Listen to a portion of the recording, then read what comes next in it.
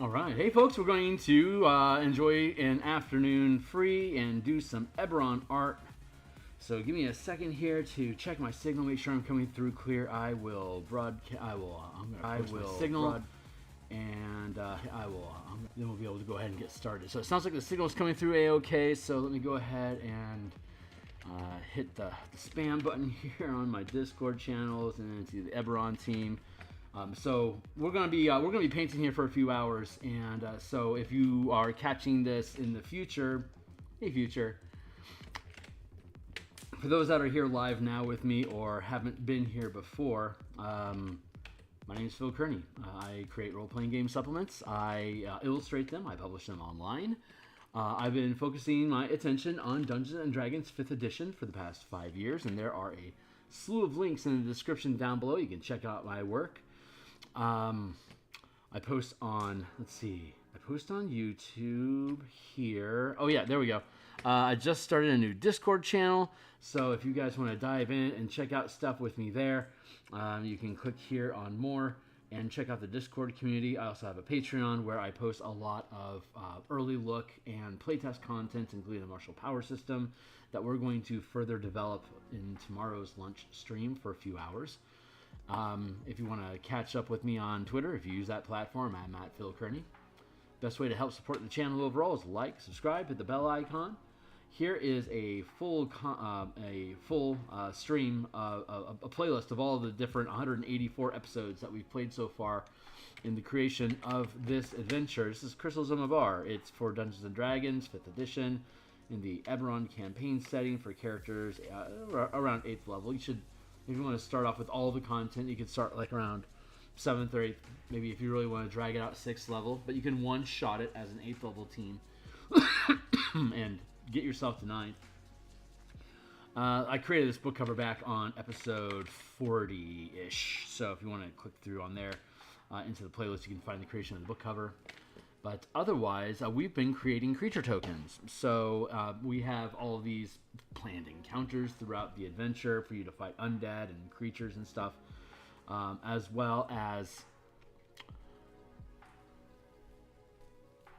random encounters for you just to run across stuff randomly. So we are creating tokens for everything so that we can have a self-sufficient document for you guys to utilize if you want to play it on Roll20. Fantastic. Otherwise, we're going to have black and white tokens here that we are able to print out for everybody on a it's going to be just black. As you can see here, it's just black ink art, so you can use a laser printer to just burn off copies of it if you want.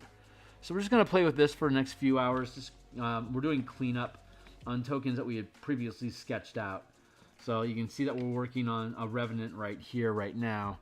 But like Plague Oak needs to be revised, obviously. We had a great time with the bar guest last week's session. I thoroughly enjoyed making the puppy. Let's go here and actually clean that up a tick. There you go, buddy. Stay clean. We'll have a third pass over on this once we do the color. And once, we'll drop in the color so we'll be able to burn off the excess line art on top to put things in proper place and have a nice clean token for a initial background. Of course, as black white like ink illustration tokens for printing, you don't have to worry about the transparency being clear because white is the transparency basically for a white piece of paper, which is the recommended medium for printing out tokens.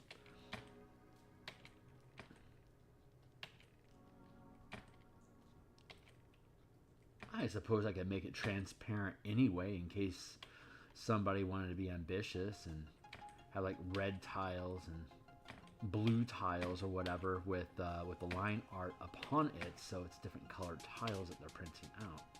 That's a fun idea. I could get behind that, lean into it a bit. It'd be fun. I'm really excited about this project, and I'm having a really great day. I hope you're having a great day too. I'm burning off some much-needed vacation time. I can only accumulate so much vacation leave with my day job, and so when it caps, I gotta go. Well, otherwise, I can't accrue anymore vacation time, and HR starts to get angry. So I'm taking a weekend off after the holidays, between the holidays, from now through January 1st. I'll be offline, rather off work. But yeah, different level of quality that we produce here. I'm pretty happy with how most of these pieces turned out. Nice brute. Actually, I'm gonna poke at this jelly fellow. I'm gonna create a larger space inside of there.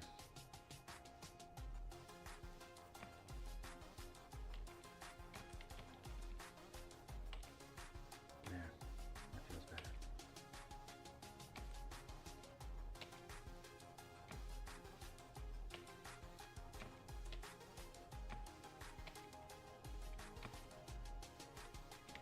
Yeah, feels pretty good. All right, cool. Stitch that up, and then we'll just dive back into... Get out of here, you scallywag.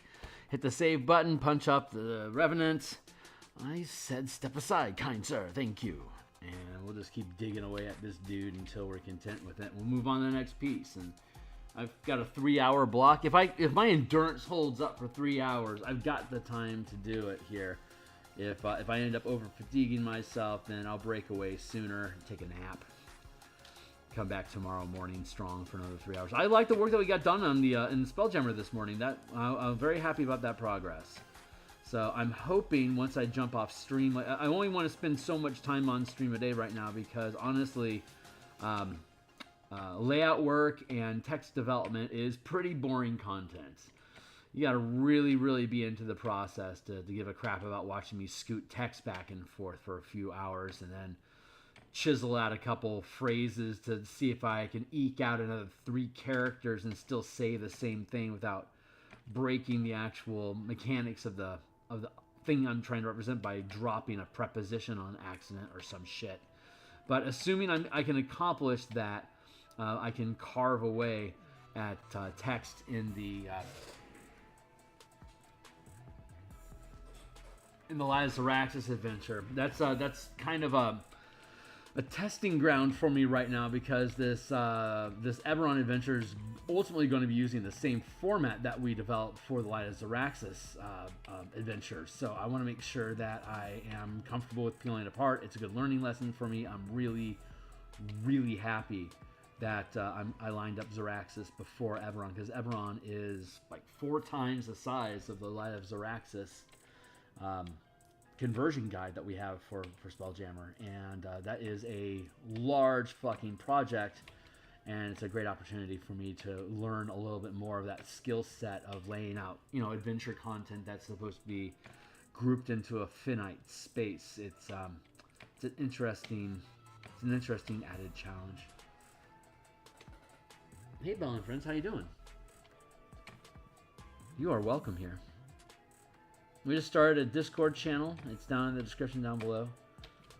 For folks that are interested in the Eberron, Spelljammer, Martial Powers, and Color Mana Spellpoint Variant World projects that I have been developing over the past few years.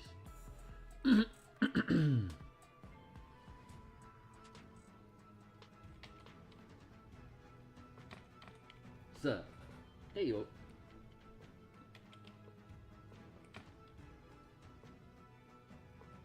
No pressure, but if like people that want to be in the Martial Powers playtest, for instance, that's going to be our hub of connection. So I'll be spending my I've got the week off, so I'll be spending 3 hours tomorrow at lunchtime, basically like from noon till 3. I'll spend working specifically on the Martial Powers Ravnica Rebel Belts West March campaign. That's the format we're going to test the Martial Power system inside of. Hopefully, we'll garner enough interest to have a decent rotation of folks. Maybe switch up days occasionally to give other people access that wouldn't be able to work with whatever day it is that we end up settling on. So we'll begin that process pretty shortly.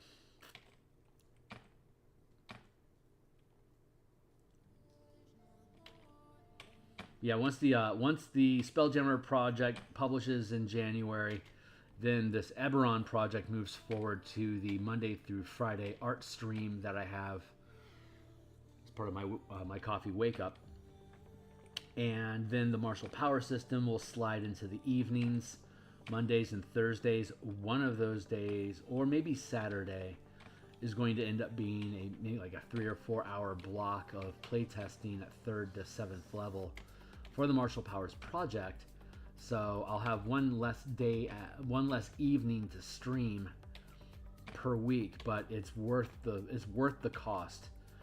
Because being able to have an ongoing playtest for a few months is going to allow us to confirm that the mechanics that are in the book are good, fun, and something that's worth developing. So I love it at the high levels. 12th to 20th level have been fantastic, but resources and scaling is different at lower levels, and I don't want to presume anything. So it's better for me to, have that confirmation that where it's going to meet the most contact with players, that it feels good and it's staying in scale, and that it's creating options and resolutions instead of slowing the game down and creating problems. So that's mainly what the playtesting is for. I know the mechanics work. I've been using them in game for like 9 months, so I'm good with mechanics. It's the feel that we want. We want to make sure it's fucking fun to play.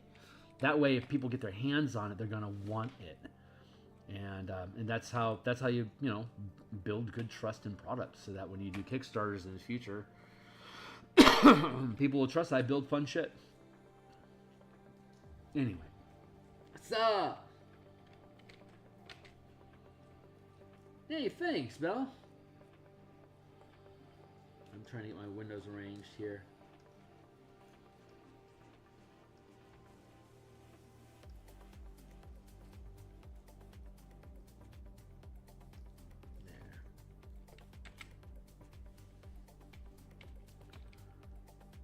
Yeah, I like I stream for 2 reasons. One is because I have to hold myself accountable to a production timeline.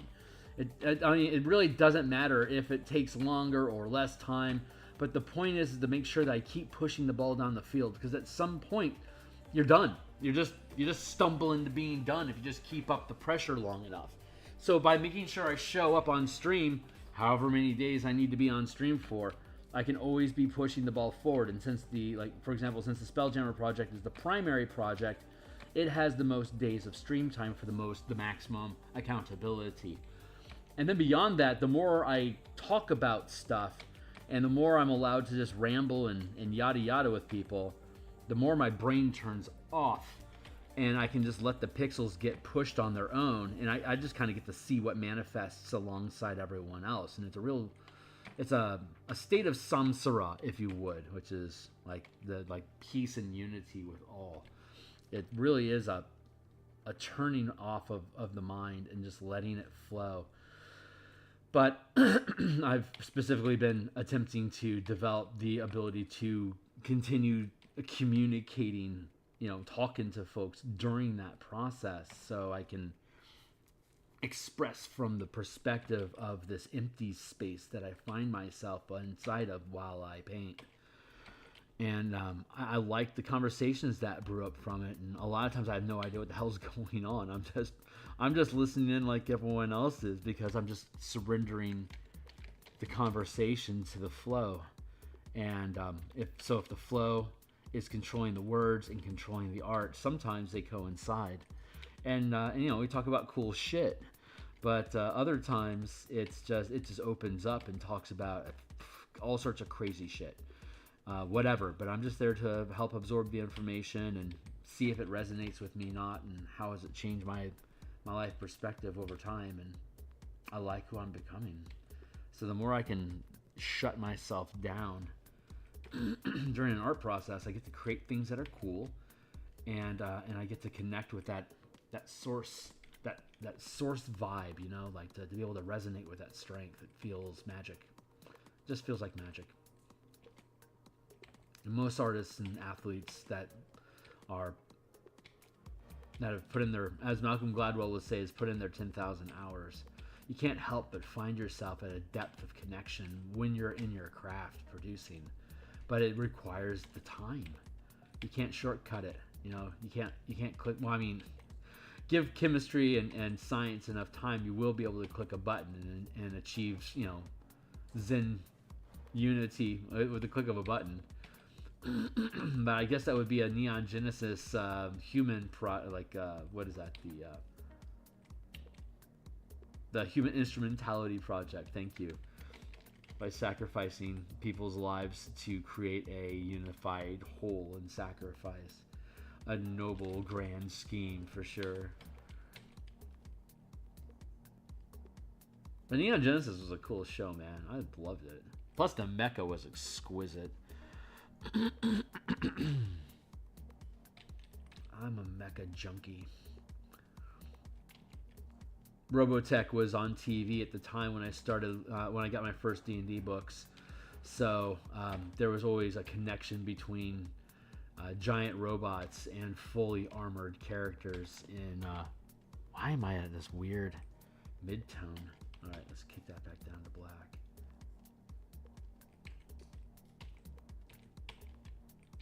It was a perfect storm for me as a 12-year-old. Watching Robotech after school and then playing D&D instead of doing homework. It was fucking awesome.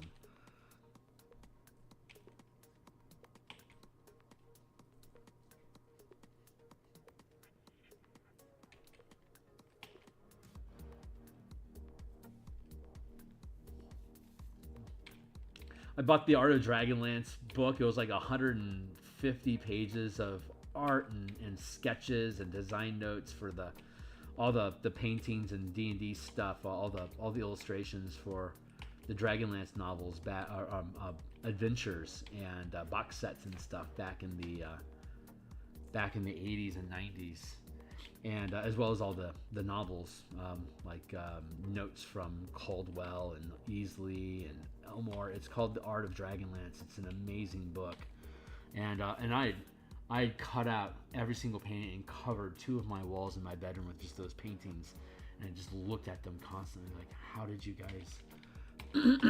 guys accomplish that art?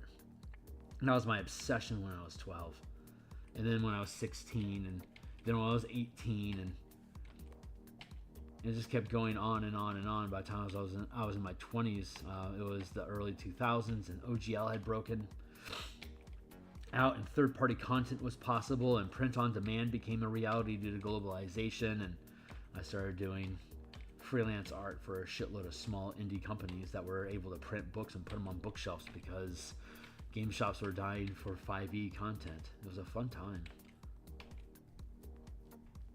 Fun time. Do that.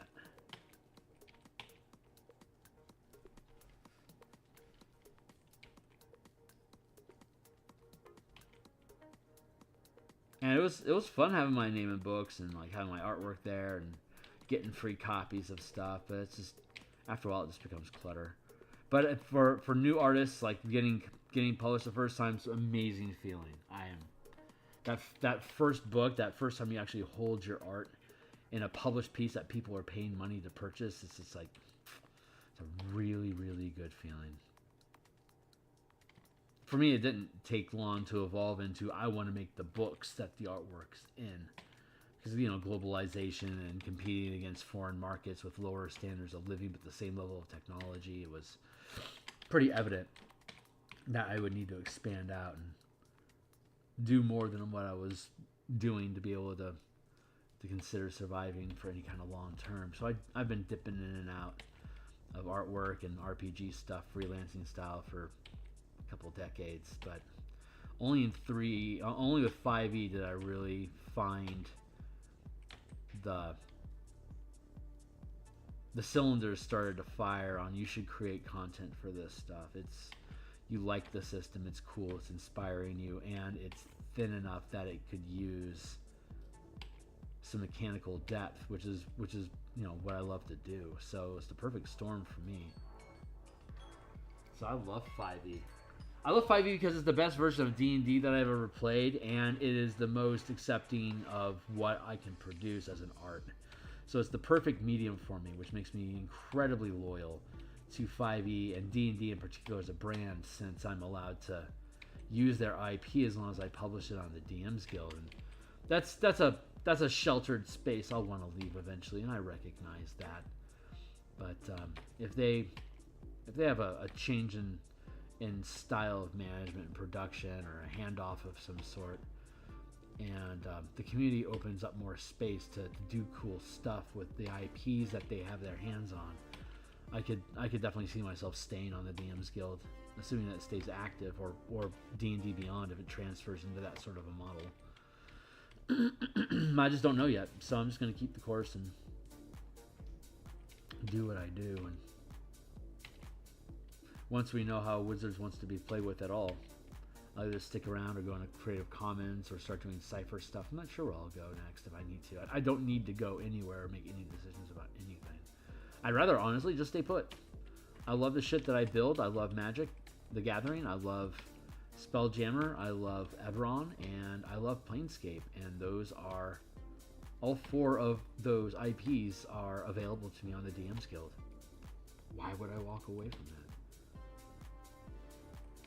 It's not as profitable, but I mean, I share all my books for free anyway. People give me money because they want me to keep doing it, not because of what I built. It's like they just take that. The money they give me is just keep doing it.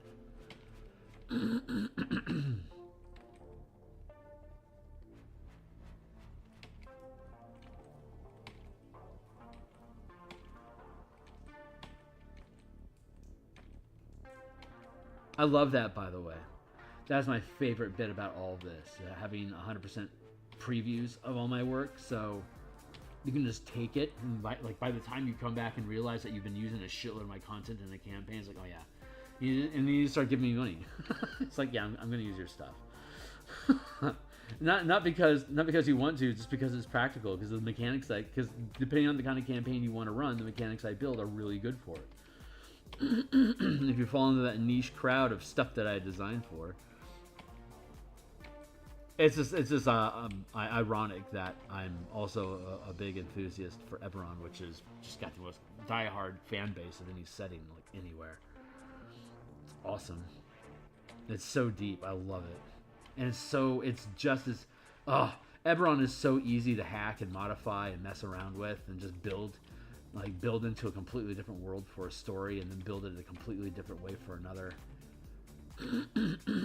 My home table is going through that right now. We've shifted gears from it being like a whole planet to a shattered planet to an asteroid belt to part of a multi-dimensional torus that leads through the astral plane into Kyber, and it's cool. But every time there's a new campaign, I don't have to be beholden to the cosmology of the multiverse where the world is taking place, even though I tend to use the exact same world over and over again. I just kind of remix it based on what the campaign needs, and then it just becomes another what-if universe of, Eberron, which has been just glorious fun. But if I export myself to becoming a third-party content producer out of the protective harbor of WotC IP content, is like, now if I develop a world and I modify it and I riff it, no one cares, because it's like you have no idea what it is anyway.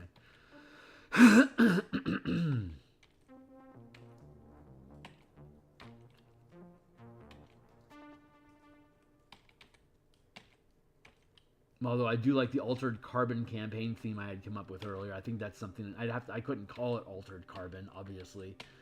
I'd have to come up with another name for it, like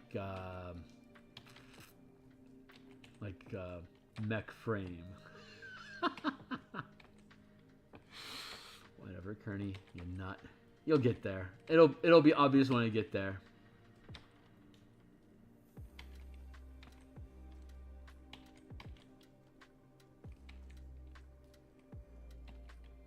But I've spent the past 5 years running a Groundhog's Day time travel loop campaign in Eberron. And so my home table has been all about the peculiarities and eccentricities of having a time loop campaign where if you die, you just go back to the beginning of the day and you can try again. It's really altered the structure of how I like to build encounters over, like I said, the past 5 years. And it's been glorious, but it's taught me a lot of different style of gaming that I really like. That is like grabbing a huge pile of variant rules out of the Dungeon Master's Guide and blending it with simplified character style, like character sheets that don't have the same amount of options the character normally would, because we're limiting the palette of what characters can do to stay within the confines of what should be done inside of a time loop campaign. So like you cut off access to a lot of the higher level magics that casters get, just so that you can control the scope and focus of the story. And that is like a really good reason for a DM having selections on spell lists, because you are attempting to achieve a particular feel in your game. And my feel was you're trapped inside this time loop, and one of the major obstacles of the campaign was you can only go so far away from where you start in a 24-hour period, because you're just eventually going to fall asleep and you're going to flip over and you'll be back where you started from. So time space was an absolute that needed to be retained throughout the course of the campaign. So we had to set limits on like how far could animals go. Like if you do conjure steeds, how far they can go, and then as a DM I had to calibrate for that, what that distance was, and to be able to have enough content available within that space that I could replicate it when they inevitably looped and revisited that spot again. I have to be able to recount and play into that same scenario again, so I can progress the storyline with where they're at. And if it's planned, it's okay, because I have enough bandwidth during the game to be able to adapt to stuff, but I have to set it up. But that's really changed the way that I think about gaming. So now I keep thinking about when you're playing the game, like the role-playing game I would want to build is like I was talking about this morning, is where your characters are actually just AI that possess different pieces of machinery, whatever tools are necessary to achieve whatever the task is in meat space. And if it's a digital exercise or a social exercise, it doesn't necessarily have to have a physical body at a location. It can tap into the world net to be able to connect conversations with the people that you need to get in touch with. But for you to be able to really shut them down for good, you have to get into their physical space. You can lock them out of areas using Ghost in the Shell style cyber attack stuff, decking and things like that. But to really be able to shut them down, you have to get into the physical space. So that would allow for the need to have like mecha and stuff to go kit out XCOM style specific mecha units to go perform this elimination mission or heist mission, or like if the information that you need is on a server that's in a low orbit around Mars, then you got to get to Mars, get in orbit, hijack the data satellite, and get out of there before you get tagged by any kind of missiles that'll disable you, and then scrap everything for the heist. And then, but this is all digital for your mind, so you're jacked into space mecha that'll be able to do the voyage, and then precision machines that can be deployed off of the ships like a missile that can then spider form into crawling around the satellite to try to disable it and redirect it and take control of it. Like these are like neat little cyber things you can do. And since your character's virtual, if you end up getting hit by surface to air missiles and it blows your fighter craft out of the air, the mission is scrapped, but you just lose that clone of yourself. So if the mission was successful, you'd be able to reconnect the clone and get the full experience points.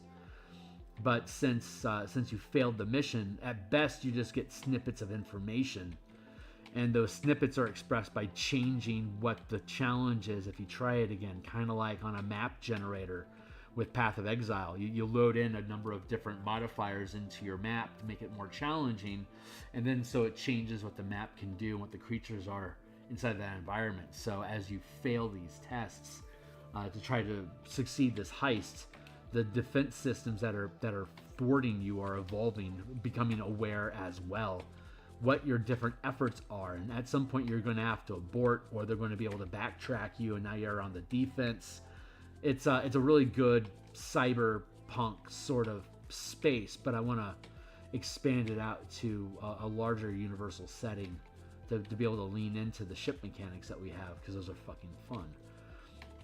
And they allow for a larger sense of scale. If you have city ships that are occupying 10-mile spaces, generating their own gravity field, and a place for humanity to shelter as they go from one planet to the next, and like these world crawlers, then the scale of battles that you can have as you introduce otherworldly threats into the campaign space take on more of a meaning as you're looking at in comparison to like the largest pieces of community that are in the system. So, but then there's that whole cyber side of it, where there's social, like a parasocial environment space that can be generated, where you can have, if you have contacts that you know how to connect with, then you'll be able to connect with contacts. You'll be able to access them live time during campaign adventures, or you have to spend downtime establishing who those connections are. So while you're performing the heist, they can be on call with basically just like world data net, accessing information, downloading different skill sets, Neo style. I think it'll be fun. I think it'll be a neat campaign setting, but it's kind of on the back burner until I know what needs to be done.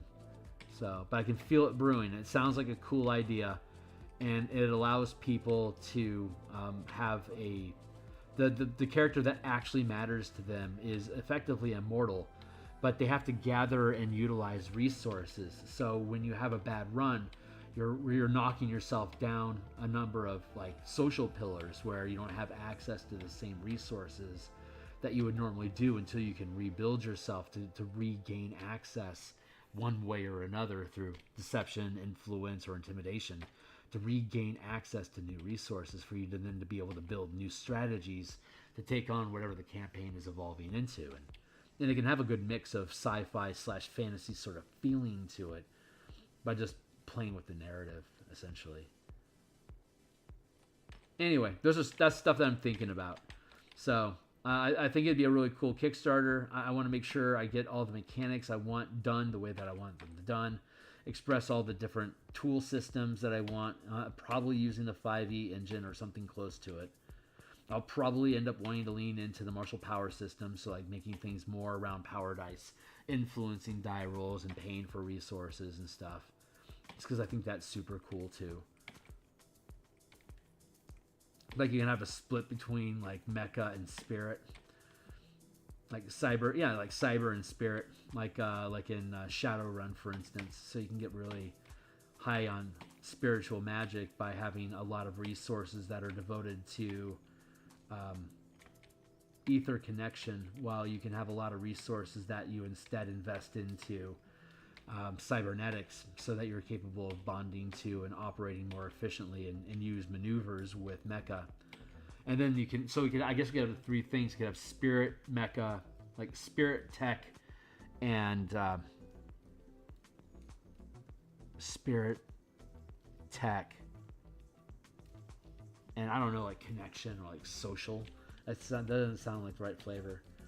That's not the right flavor, but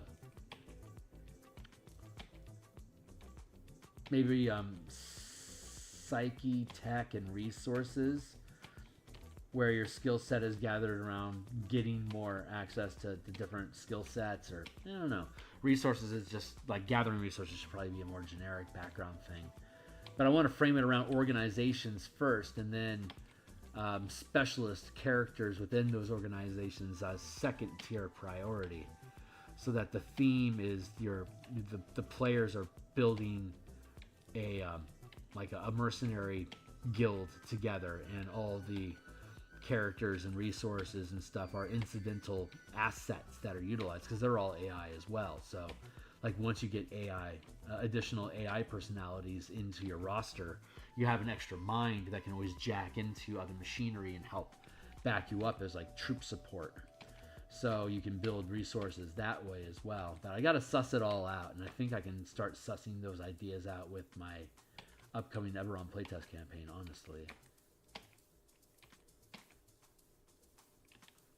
I think I can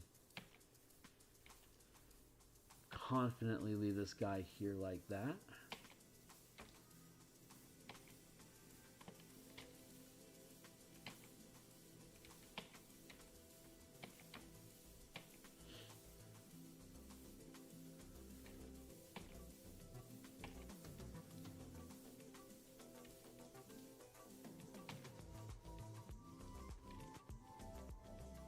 There we go. Yeah, it feels pretty good.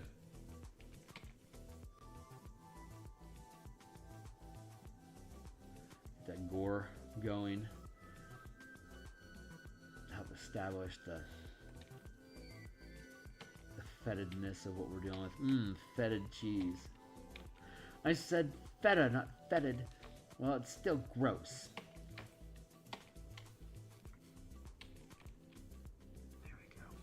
Yeah, that's a good looking dude, man. I'm happy with that. He looks badass. I look forward to wetting up all the blood around him. So let's push that up to the top. And how many more we got here? We got 1, 2, 3, 4, 5, 6, 7, 8, 9, 10, 11. Holy shit. Let's roll a D12 and see what the next one is that we're going to work on, eh? I was going to roll a meat space die, but let's actually go to random.org.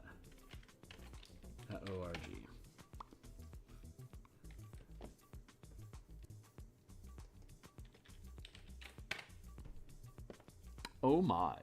Number 1. Can't fight that funk. That's the Living Dead. Oh, the Long Dead. The Long Dead are by far the worst. Oh my god. Don't look at it. It's horrible. Had-a-cha. Such a horrible picture.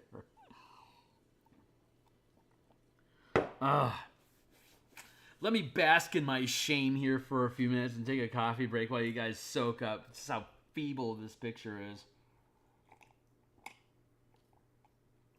All right. I think I'm done with my walk of shame. So let's rebuild this into something that's badass. The Long Dead are basically just skeletons, but they're encrusted with the soil, the crystals of Mabar, as it were, that are terraforming the environment inside of the Mabar manifest zone. So all the undead that have long since had their flesh scraped away are still being animated nonetheless. So when they rise out of the soil, they're encrusted with these crystals that give them durability and added effects like infecting you with sickness and stuff like that. So, but the skeleton here is just fucking dumb. So let's fix it. You know what? I hate it so much. I'm just gonna conceal that. It says what an embarrassment. So let's just turn off the brain and do something autonomic and see what awesome shit comes about as a result of just letting go of the wheel.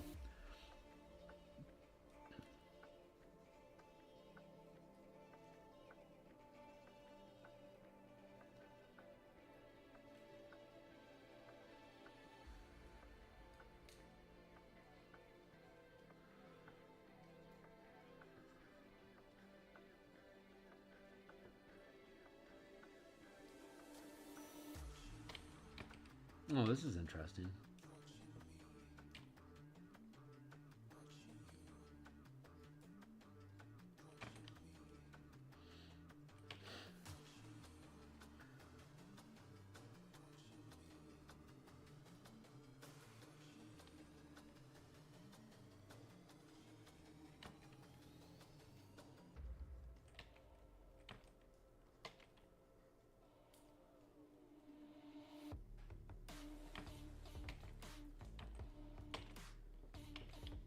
Let's drop that back a bit.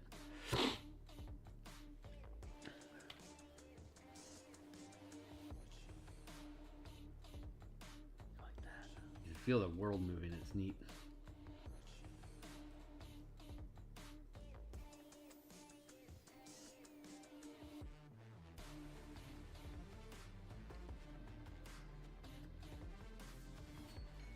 Hey there, Timely Timer. Thanks for keeping time, buddy.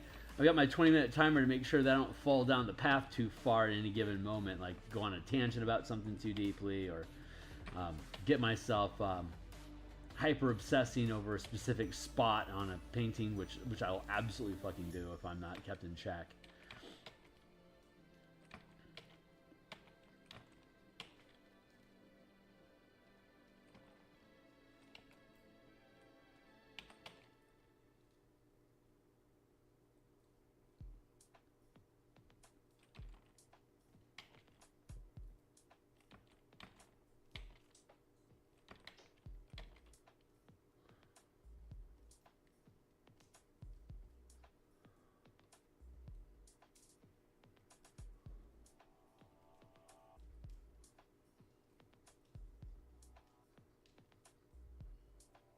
Something like that.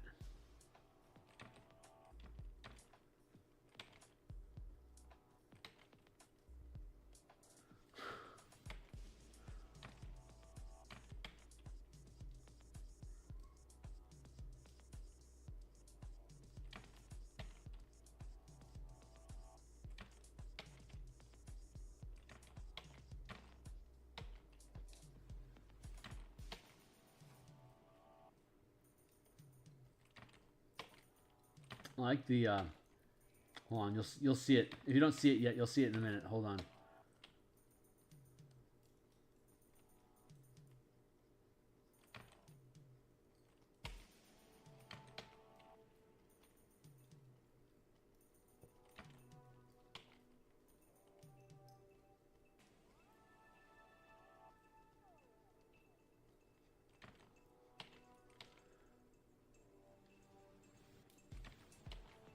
It's just covered in crystals all around its torso. It can't put its arms down.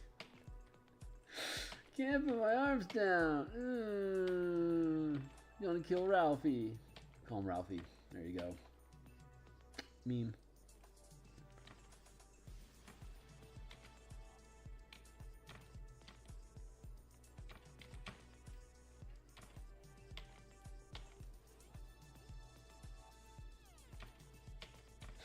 That's great.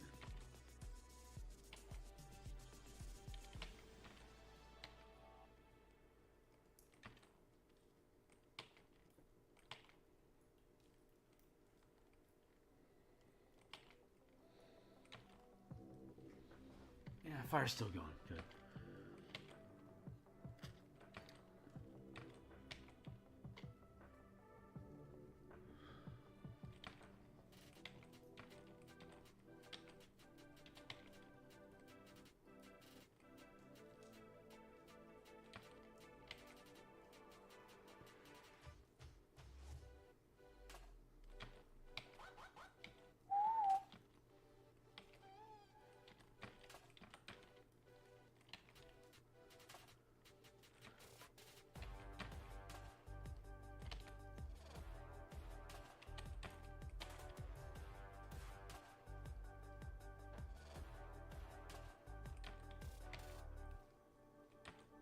I like the idea of like this stuff just completely just encrusting the front of the skeleton while leaving the back of it just naked and exposed.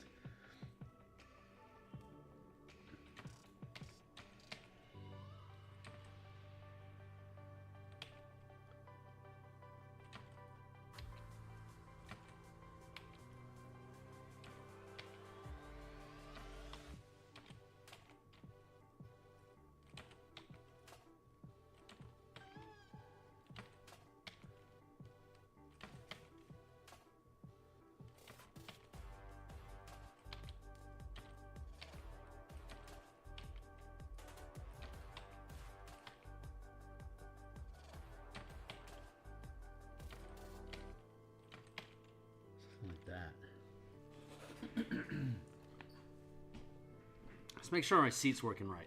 My pillows, my cushions keep working weird. There we go. Let's sit up smart. Take another sip of coffee.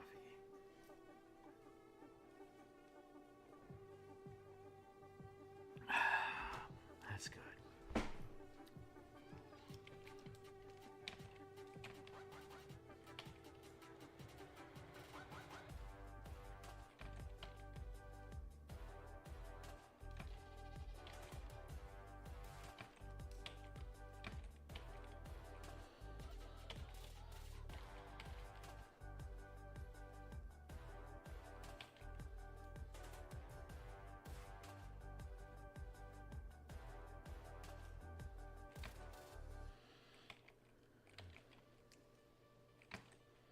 afford to jacked up walking like that. Maybe make this torso a bit smaller.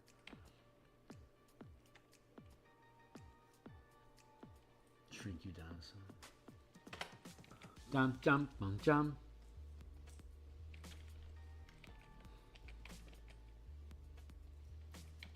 He's got like this goofy little,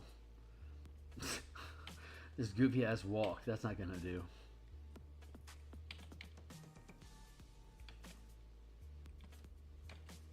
It's like,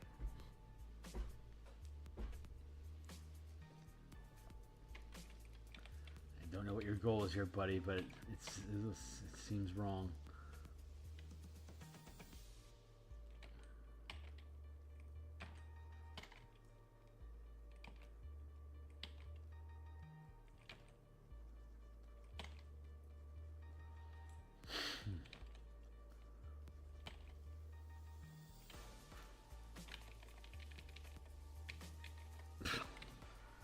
Telling you, man, there's something to that.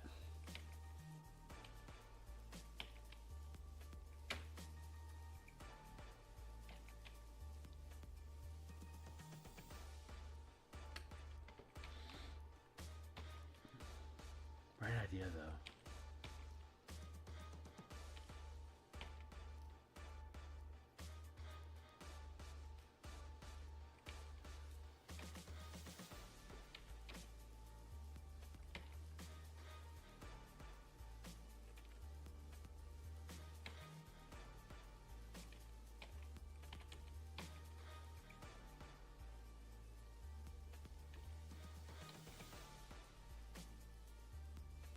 There, that's a decent little gate.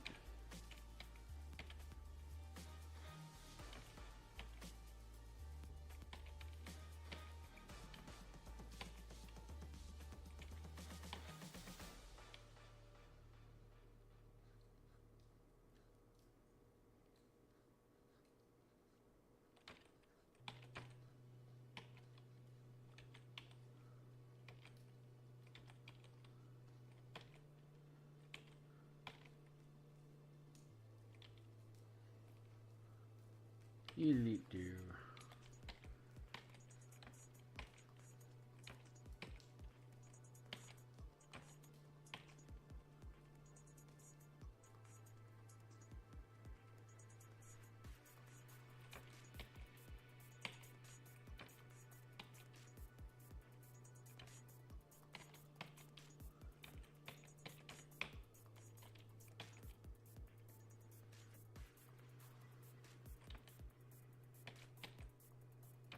Not liking that face at all.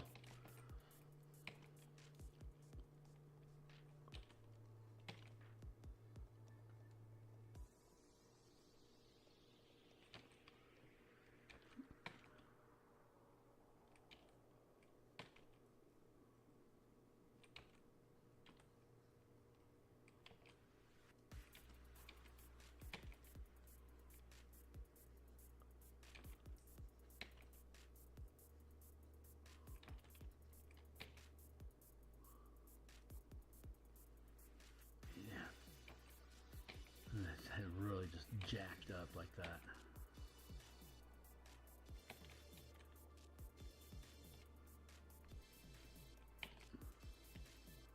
That's the right way to go.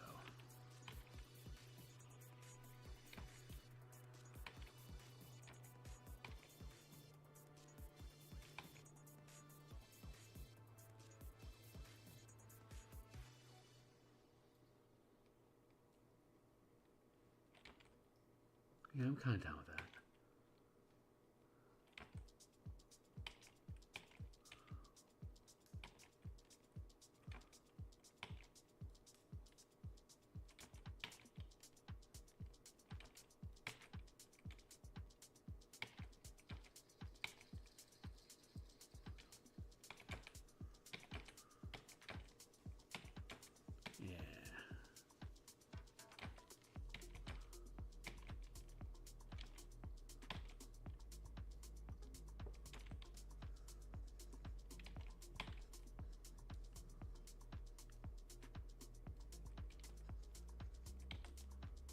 Let's do that.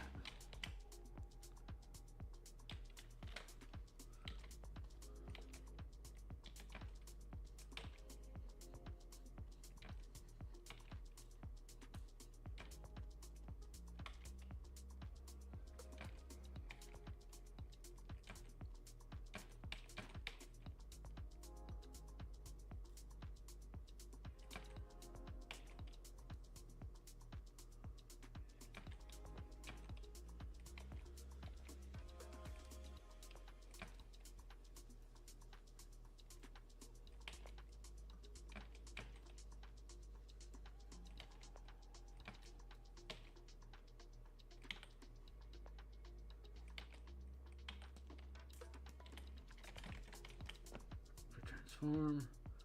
Give it a tilt.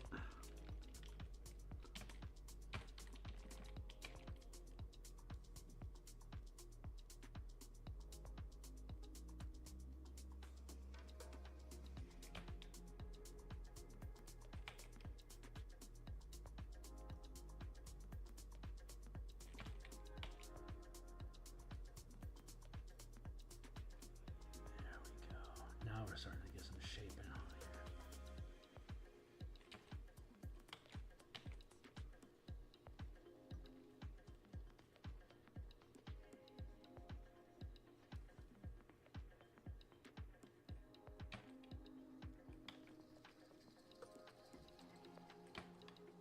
Up like that.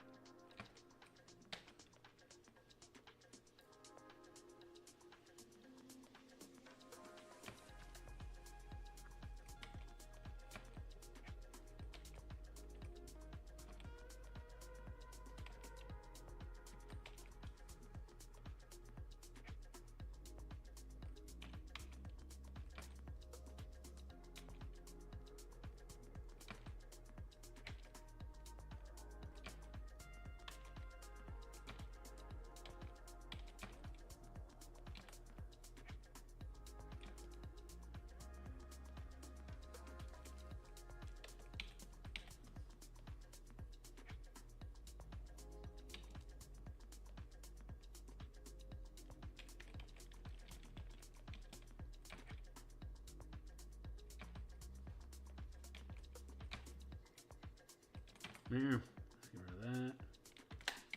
Let's get rid of that.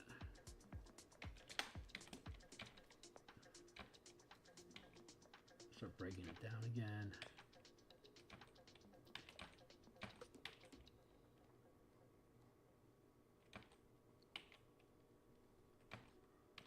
I like that texture we got going though. That's good grit.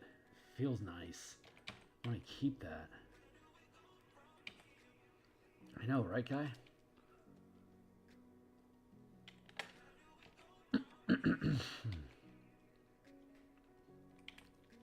Fuck it. Let's just get rid of that.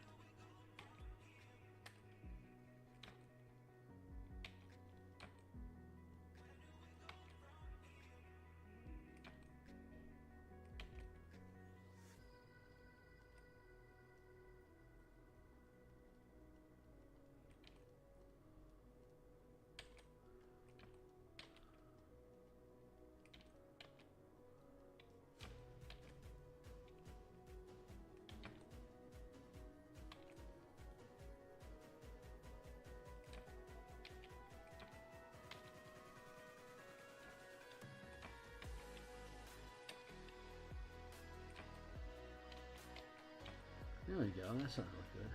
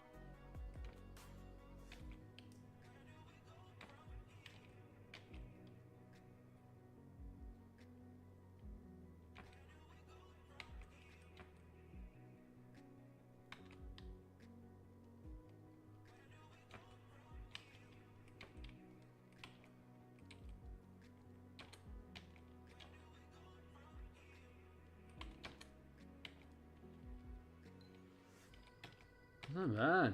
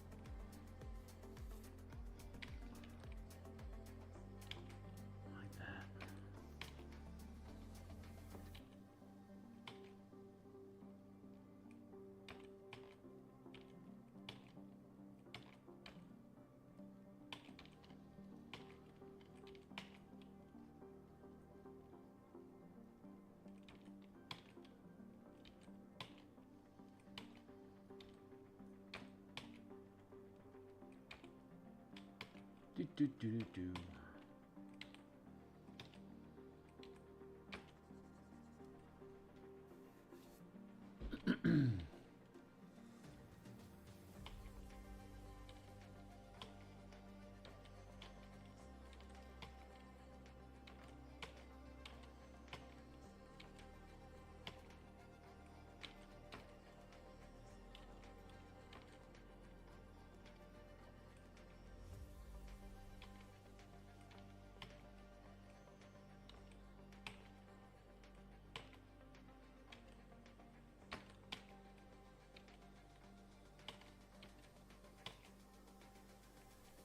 That feels pretty good. I like that.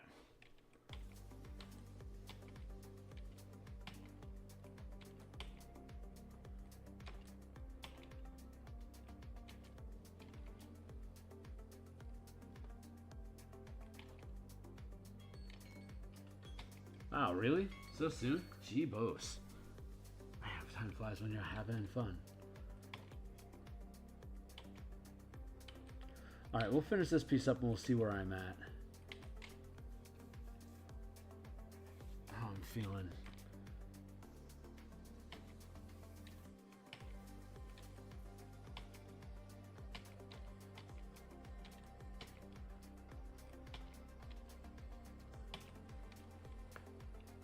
What's up, man? You like it? Glad to hear it, man. This is your first time checking out the channel? Welcome to the mix. Yeah, I've been an illustrator for 20 some odd years doing third-party role-playing games in pen and ink, grayscale, and now color. And so a lot of the things that I create is using this kind of self-control, like this self-guided meditation where it just basically produces itself. And I try to just get out of the way of the pixels being pushed.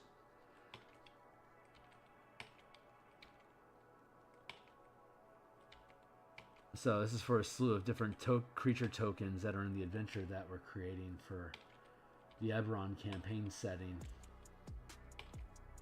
I got a number of projects that are going. I've got the Spelljammer combat and exploration mechanics book. I've got this adventure, and you got the martial powers alternate magic system for martial characters. Spell point, the color magic spell point variant rules. And that's about it.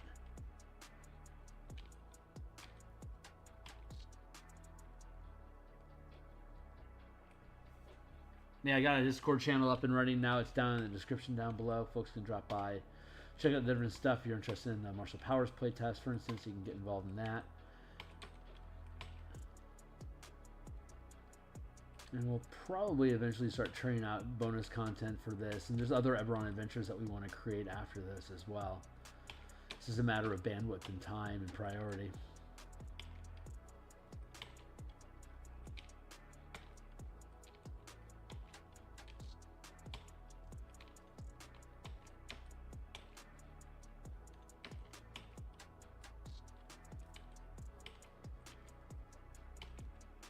Symmetry is a huge issue in these things when I'm just kind of letting it go on cruise control. Might not necessarily be interested in whether or not I can replicate the pattern on both sides of the sternum, you know? And that's when you get weird things like thinking that you're creating AI art just because you have an inconsistent style of producing filigree. It is a skill that needs to be actively worked on, but there's also a cost analysis of this is a little bit off. Do I care? Is it worth me going in and fixing, or is the art director already approving the piece and we can just move off to the next one and keep our production pipeline to feed our family moving? You know, at some point you kind of got to let shit go as an artist versus what you really got to nail for your own integrity as well as just to put your best foot forward on projects.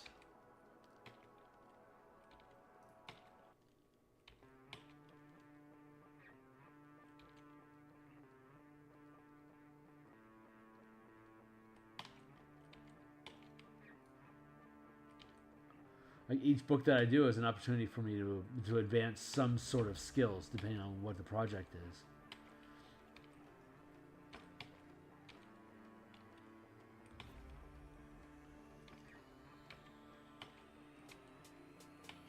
I'm still learning what my lessons are in this one. I won't really know what I learned from it until I look back. It's like, oh yeah, I really got good at X, Y, or Z. That's when you realize what your lesson was. But in the middle of it, when you're just building the thing, you're just fucking fighting to get it done.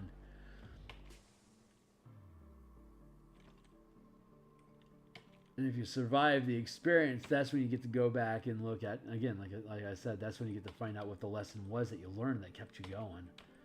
Like, how did I get this thing done without burning out completely? Well, let's look at the piece. Blank, blankety blank.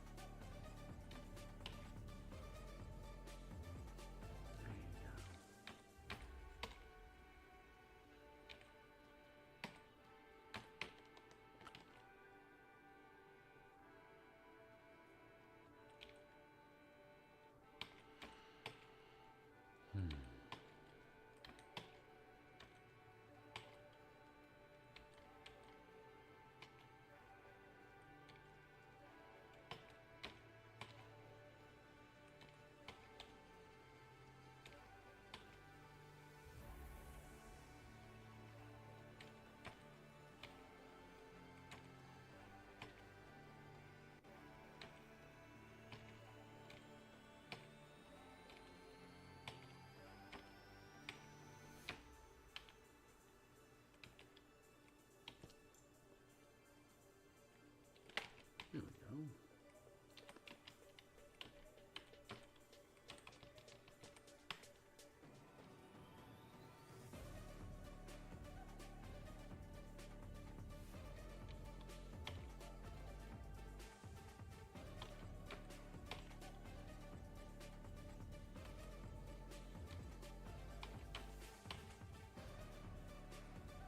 I like this hulkiness that he's got, like this skulky sort of vibe that's picked up. Instead of being shambling, it's more, yeah, skulking I think is probably the best word to use there. Like nefarious, like intent. It's starting to feel like this, yeah, this nasty intention. Like when it starts lurching your way, it's like, yeah, that thing wants to kill me. Like you just smell it on it.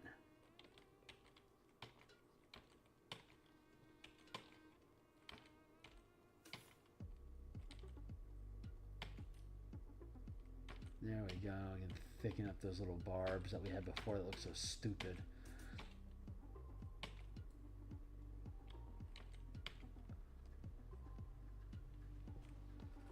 Hey, what's up, Shadow? How you doing?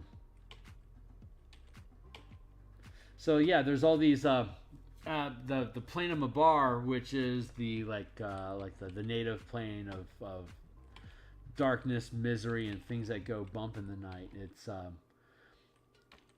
manifest zone in Eberron is when a different plane of existence kind of like overlaps the reality that you know, right? So it creates this this overlap space between worlds. And if this adventure is themed around sustaining that effect longer than natural, and as it continues to saturate the environment that it's in, it starts to pollute and poison the environment around it, and it's sort of all this necrotic based plant life starts sprouting throughout the forest where the adventure takes place, and creatures don't stay dead because just the soil itself is so infused with necromantic energy that it just animates anything that's dumped into it, but it rots vegetation, and then it turns it into this slurry sludgishness that when it dries, it turns into these little crystals. And if you harvest the crystals, you can grind them back into a powder, and you can use them for necromancy and darkness rituals. So like you can like speak with the dead by like grinding this stuff up and smearing it on their eyes instead of getting like 500 gold piece gems or whatever. It's like you can really make good, like if you know how to sell the necromancers, this place is a really good racket.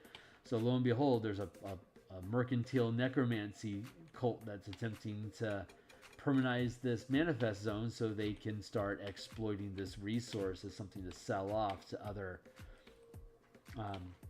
on the run Emerald Claw veterans that have questionable war crimes against reality for the experiments that they conducted during the last war.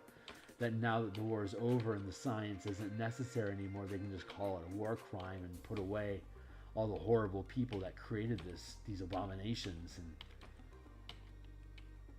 And so the fallout of that conflict and that disowning of the necromantic fringe is the basis of this adventure, where one of them knows where all the bodies are buried, so they're going to go dig up a body that they think is really valuable that they can get some loot out of. And shit goes sideways.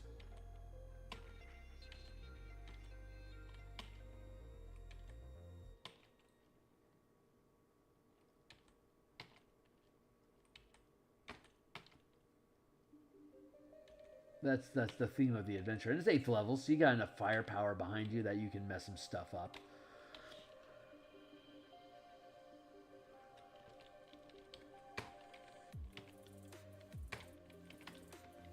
Why do you be glitching?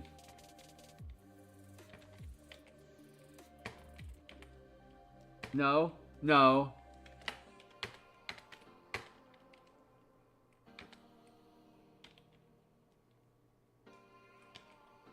Thank you. I am not Egbert.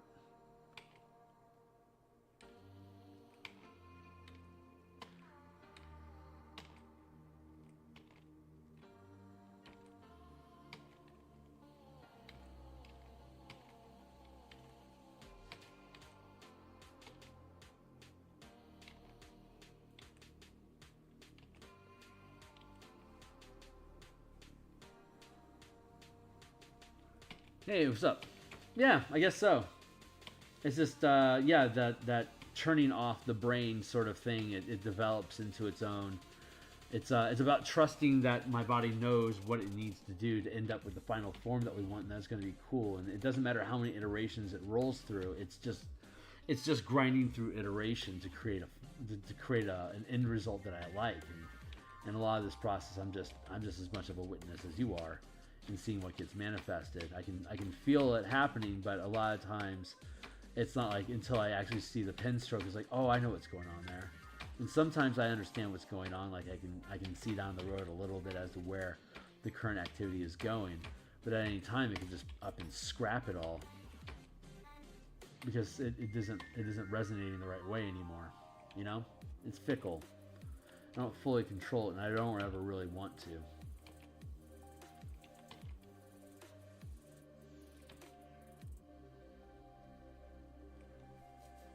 Because it allows me to create neat shit.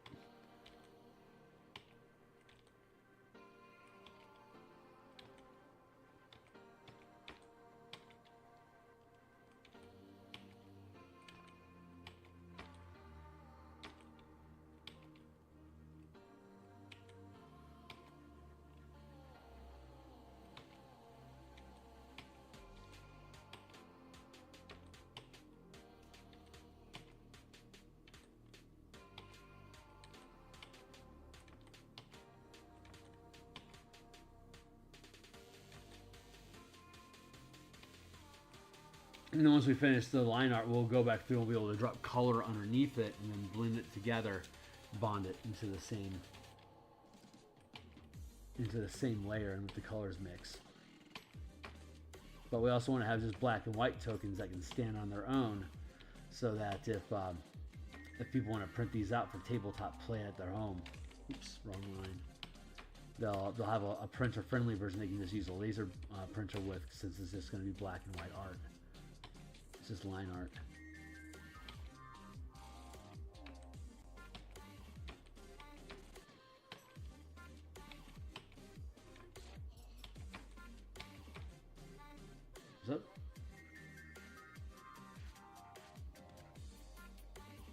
Oh, no worries. Hey, come and go as you please. Consider this place a study hall. You know, I'm just gonna yammer about stuff and paint and shit until my time is done. And then I'm gonna go on to the next thing, you know? So if I'm live, you are welcome to hang out and just chillax, and hopefully it's an environment. Hopefully it's relaxing and entertaining.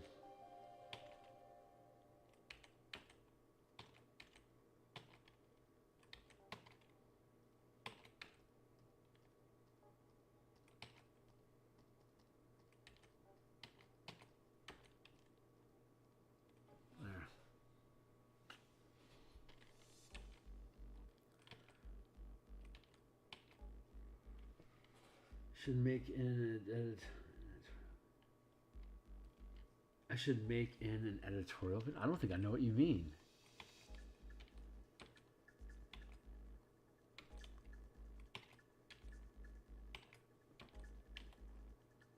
You know, just like talk about it in general as like a tear out video that's specifically designed to talk about it.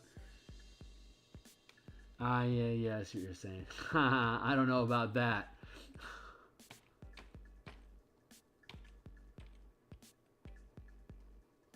I'm in that advanced intermediary state where I'm good enough to get paid to do work, but not necessarily good enough to teach other people how to do it. I know my style, and I certainly have my perspective, and I'm happy to share that, and often do, like how I build brushes or like how I do color, and I do a little tear out things, but it isn't organized into anything formal yet. Maybe eventually. But a lot of it's just around reiteration. You just got to practice. Got to put in the hours to be able to allow your body to learn how to move so it can make decisions on its own. That's not just something you're born with. That is something you have to grind into reflexes.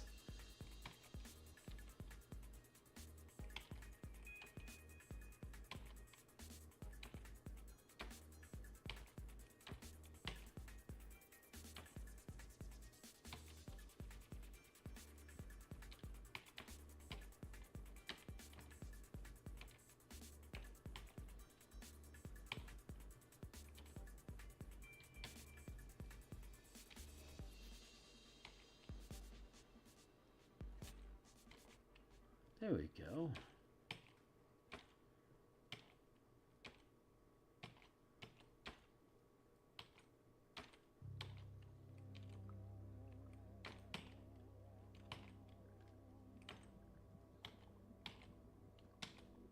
Like I wouldn't have any fundamentals to teach that anybody else wouldn't, like Prokya or whoever.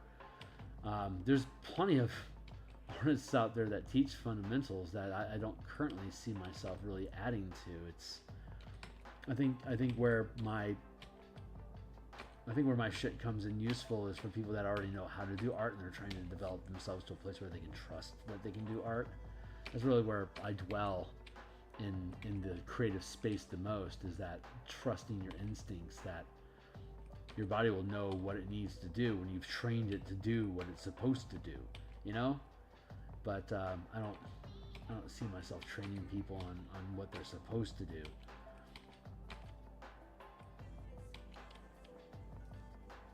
That's a far venture away from me making D&D books. But who knows what the future... I mean, I don't know what the future is. I can feel myself trying to anthropomorphize that scalpula placement.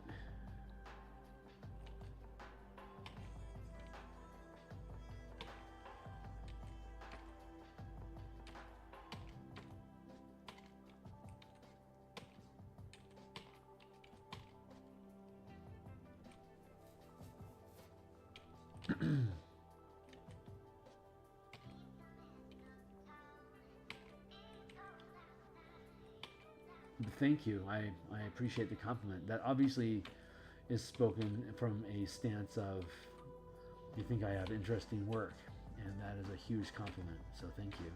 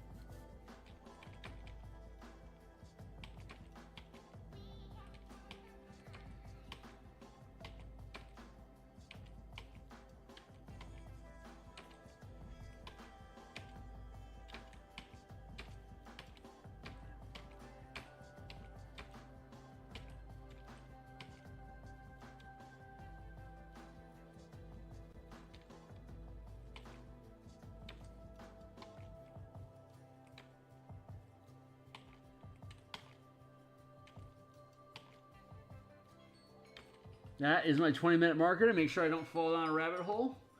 Go ahead and click on that and keep on going. What is it? 150? Yeah, I've got time to finish this up, and then we'll call it for the night.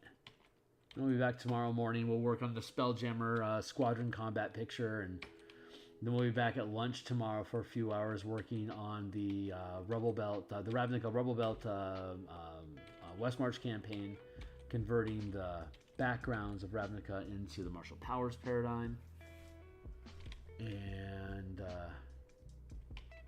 then we'll be back on Thursday to hopefully start wrapping up the squadron painting in the morning.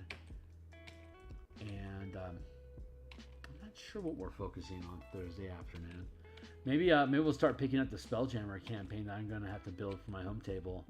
We're picking up some new blood, and so we're going to have a team. We're going to have an initial team of like 5, but attrition tells me it'll whittle down to about 3 after maybe 6 or 7 months. So I have to build enough of a frame that I can keep people's attention to find out who's going to stick around without artificially forcing people out by neglect. It's a real balancing act the demon has to fucking play the more people have at a table. It ain't easy. I like this crustiness we got going on in this rib cage here. That's dope. It's really turning out.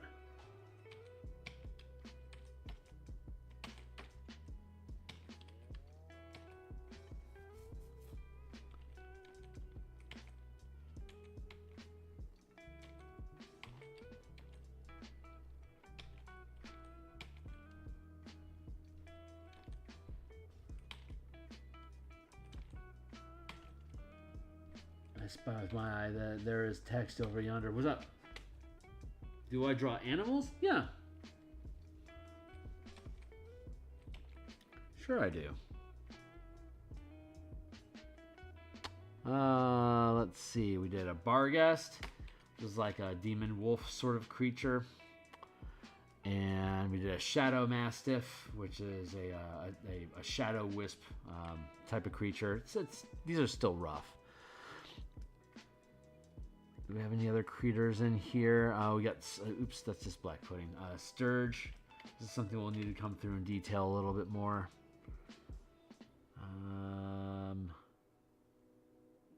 Yeah, not a lot of critters here. Oh, there's a Plague Hound. It's a sickly, diseased dog that's affected with necromantic disease. Cool, I'm glad. Yeah, I used to spend a lot of time in high school drawing zombie animals and people on like paper bag covers on books. That whole Megadeth, Pantera, Sepultura prong scene.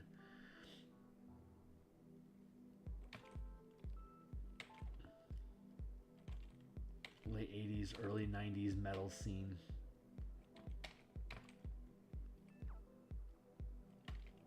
It's perfect timing.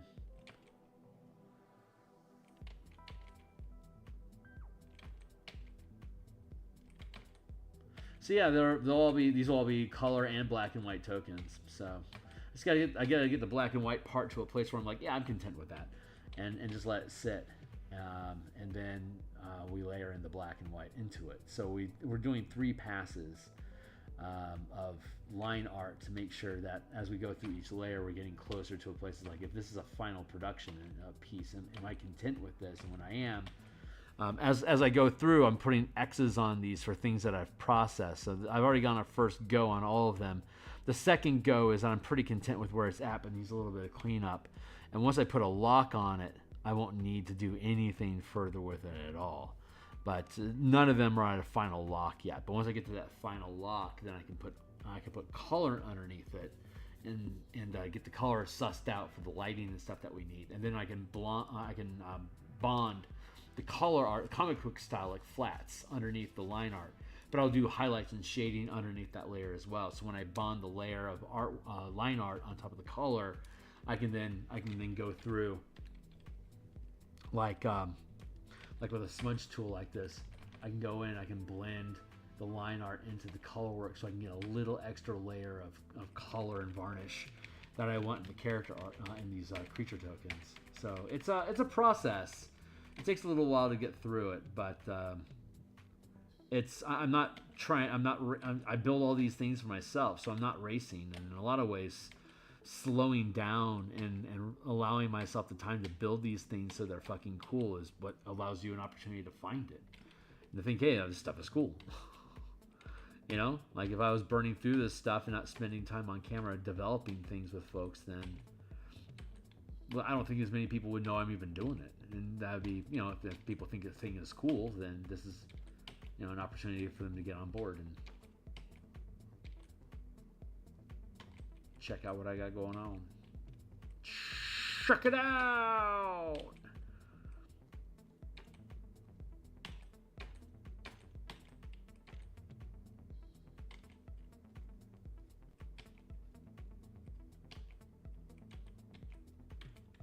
Yeah, we're almost done though, for the day anyway. So I stream 6 days a week, and then I create like a 10-15 minute something that I'll post on Sunday. And since Spelljammer is going to be the next publication, the next book that we publish next month, all the tear out videos that I do are about Spelljammer. But once that's published, I'll be able to pivot and like start hyping martial powers, or there's a lot of, well, there's all the mecha and kaiju stuff that I can do with the Spelljammer stuff that I built. So if I find myself building little tear outs,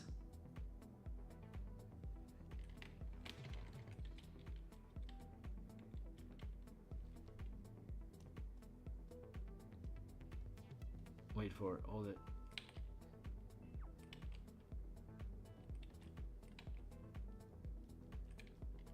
I'll just talk about whatever seems pertinent. It's like I know like when the Spelljammer book finishes, I know the first expansion of it I want to do is the Mecha Kaiju book, and then from there, like Nyogi and Elithid, and I don't know where else we're gonna go, but I also have all the color mana spell point variant rules to rebuild in 2024, and then martial powers just curves into that for an extensive color mana spell point variant rule language for all 13 classes, which is a massive feather that I've been waiting to put in my cap for a couple of years. Just had to give it the time to get to a place where it can be done, and that place is now. So I'm really fucking excited about that. 2024 is going to be a banger of a year for me, man.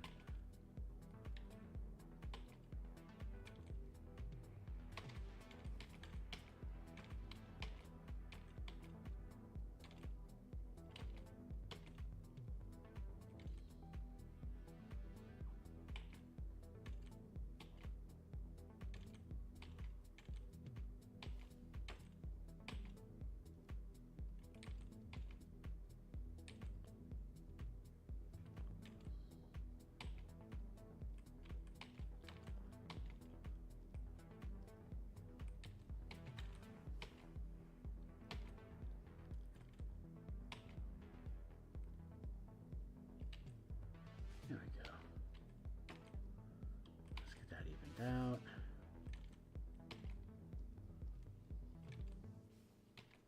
There we go. That feels pretty good. Good. Get that built out there, and then I want to clap some of this. Let's pull that in. Work on this ribcage stuff we got going on in here.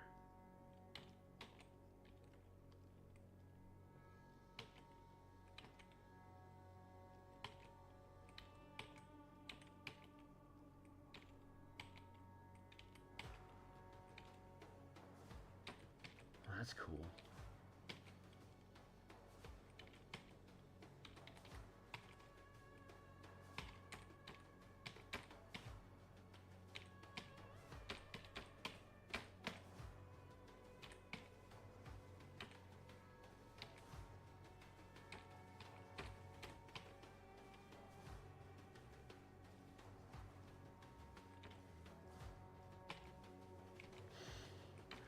That's fucking cool.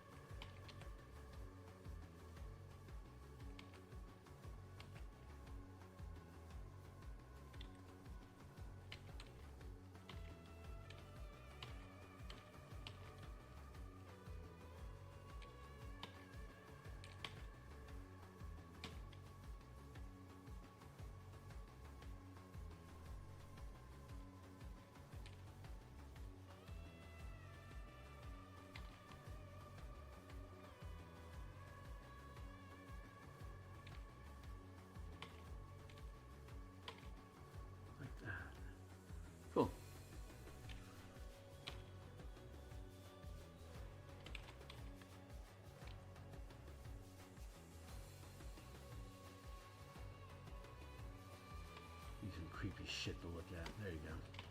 Now we gotta build up the legs, so let's build up the legs. Blurp, blurp, blurp, blurp, blurp, blurp.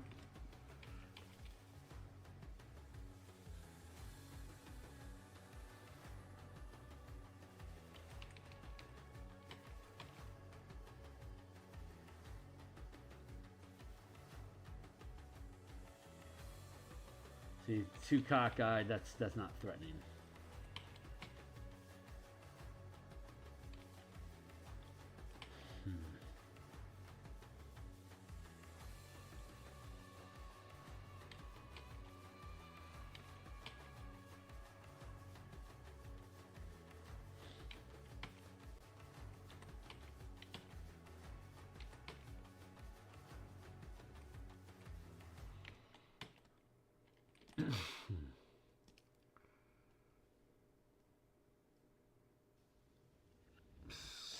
That feels pretty good. Zoom. Let's do that.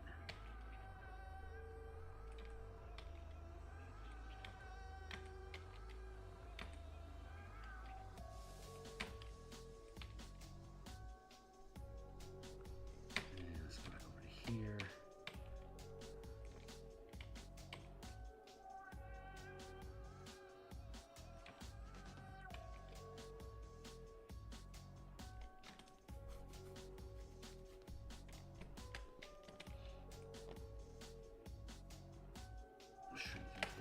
Touch. I feel like I need to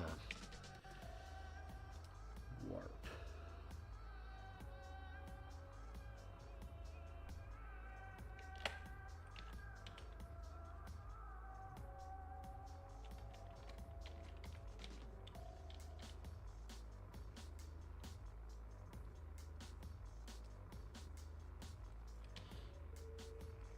That feels pretty good. Skew that. Nope. Skew that for transform. Skew, pull the hips like that a bit. I'm gonna grab these legs.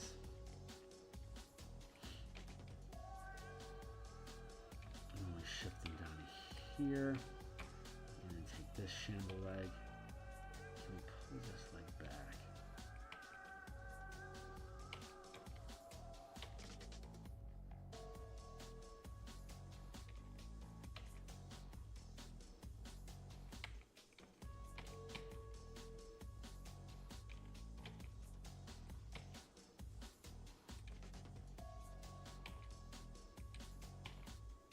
See how I've got this femur, it's getting wider, it's like small here and it's getting wider this way, while this one is small here and it's getting wider that way. That's helping cause the legs to skew by just changing the angle of perspective in reference to each other. It's not necessarily anatomically accurate, but it's undead, so go screw yourself, it doesn't matter. It's we're just establishing here that we're using the line weight and the angle of the lines to infer depth of stepping. So it's got like this little shimmy step that it's got going on here. I'm starting to groove on a little bit. So I want to grab this here, pull that out, and then so we can get that shimmy step to work with what his arm seems to naturally want to do.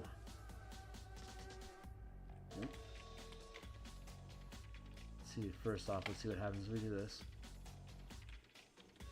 It's not horrible. I don't hate it.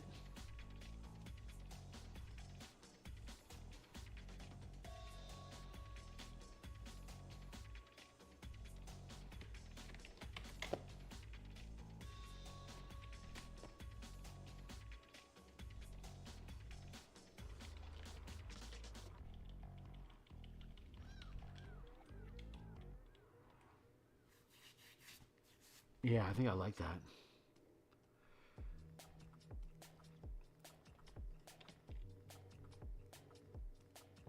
But we need to pull down this a little bit so we get the right attitude out of its body. It feels good. Hey, how you doing, Lewis? So So.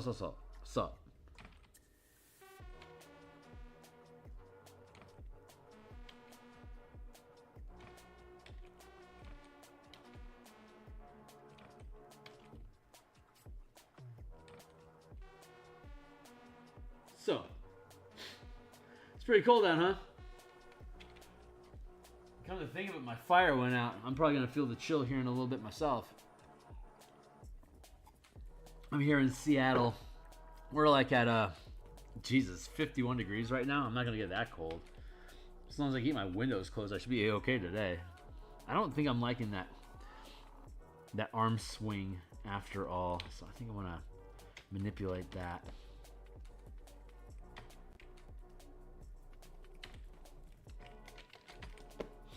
Let's do that. And let's see what does this button do?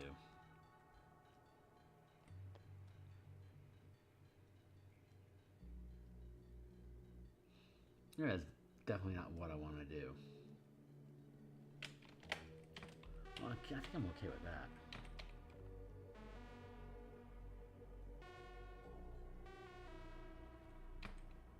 I don't necessarily talk about a lot of stuff. Sometimes I get on a complete tear and talk for hours. Sometimes I just chillax. Who's throwing hearts? Thanks, folks. Appreciate the love.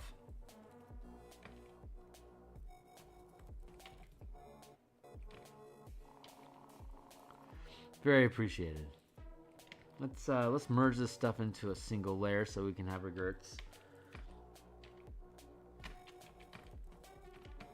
Let's get that eraser down.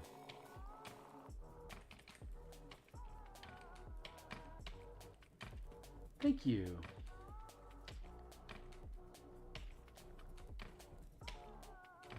Steeped in love, I feel the warmth.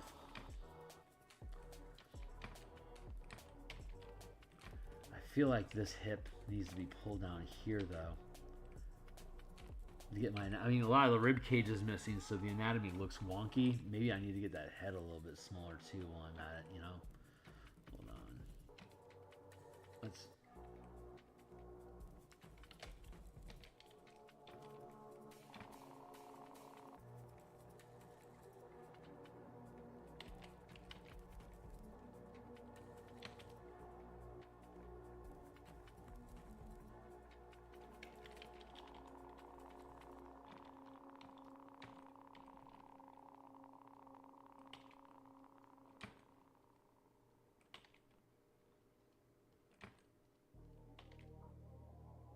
That feels pretty good. That feels a little congested there. Like you need to pull your head out of your socket, son. There. Better.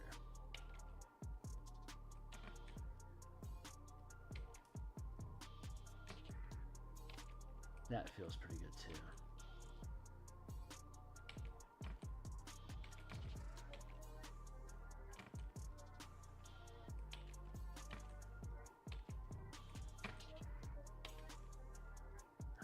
That's a nice peeled open look there. I like that.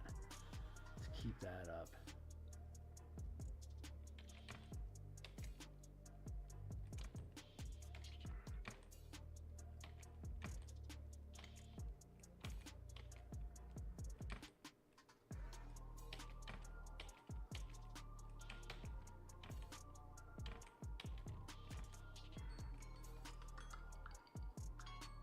Yeah.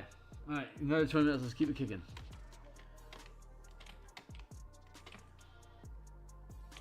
I'm the chicken in the kitchen, and I ain't kidding, although nothing is written.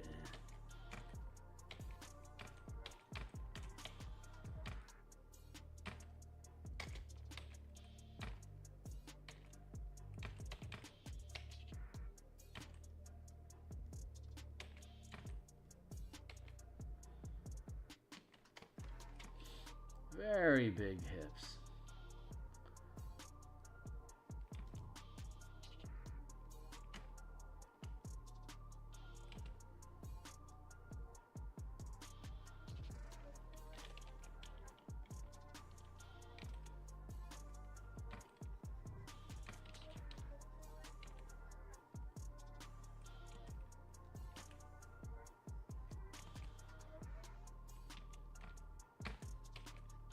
There we go. That feels pretty good.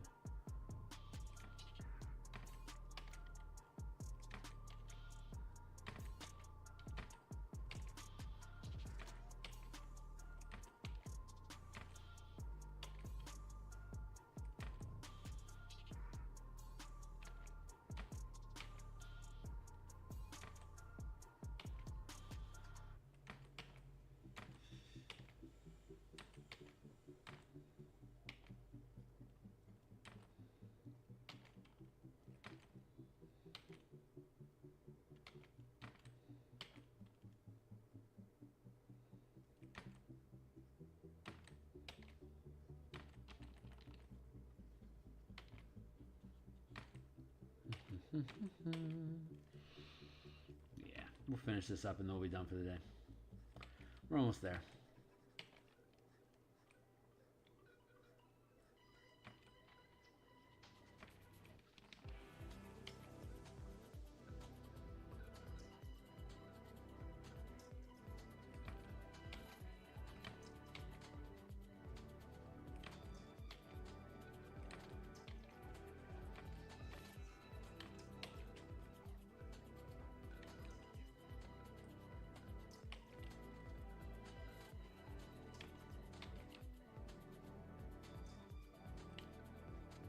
Do that. Break frame here, like that. So get the right weight and the right angle going on here.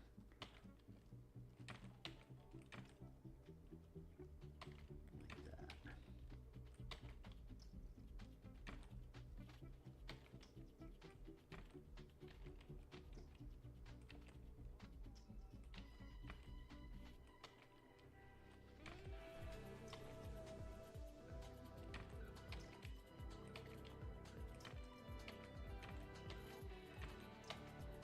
There, now we're starting to get our proportions pretty good.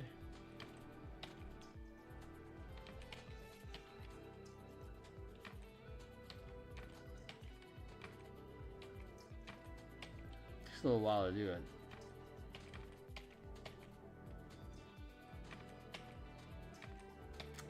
But once we get to the coloration phase, it'll go really, really fast. I'm pretty happy with how it's coming along, regardless.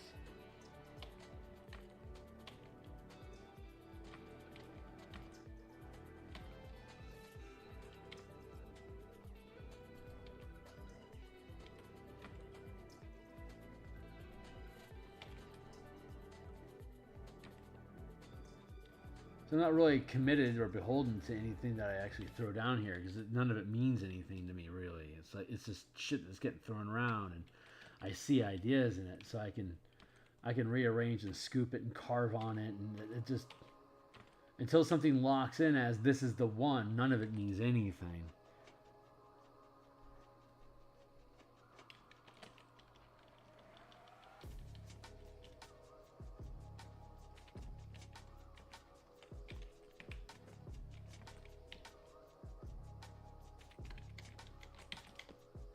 What does this button do?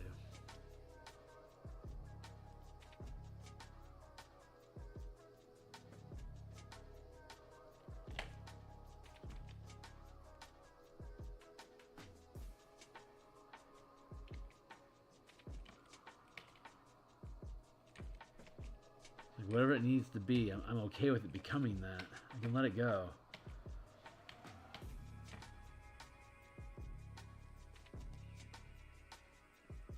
Everything that comes through is just like a wisp of an idea anyway. It doesn't really hold any real value.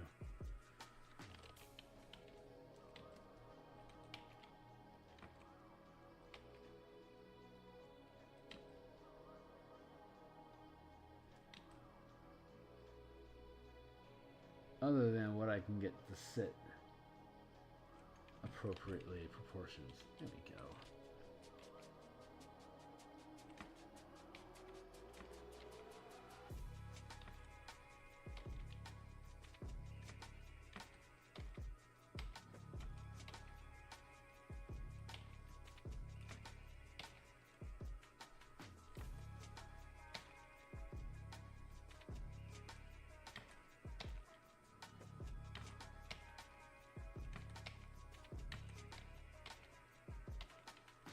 What are we doing? 2:15? Okay.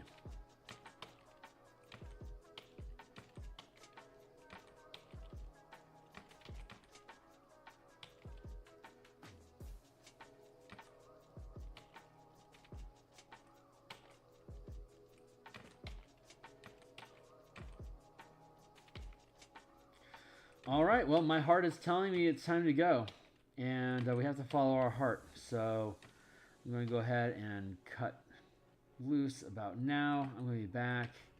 What is it? 2 o'clock here.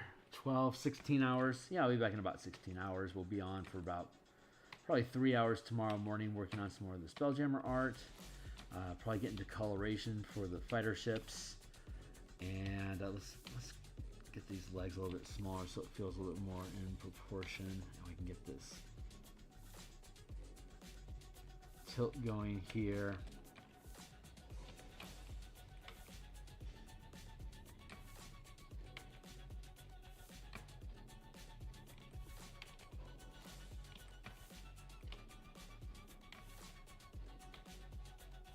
Of course, I say goodbye and I am immediately pulled into whatever the fuck it is that the muse wants me to do now. She knows what's up. It's like, no, one more thing. I'm like, really? Come on, babe. It's like, nope, gotta do it. I'm like, okay, go. You run the show, sweetie. You do whatever you want.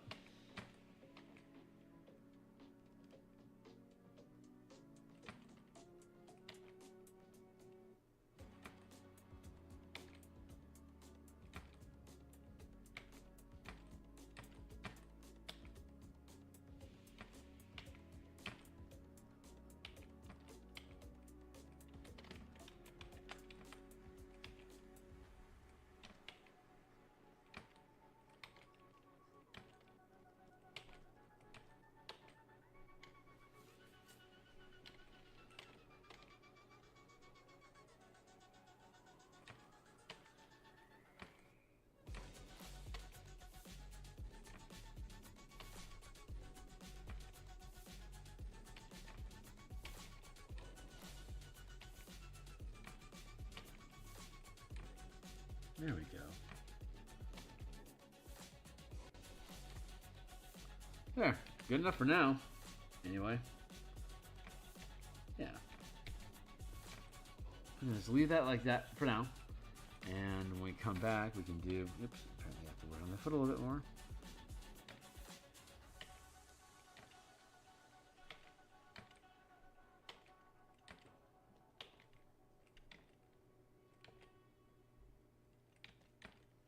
So yeah, when we roll back through, so we'll put a pin in this for now, like this. There, and we'll shunt that up to here. But I will say, this abomination is where we started, and this is where we're at now. So I'm happy with how we're progressing.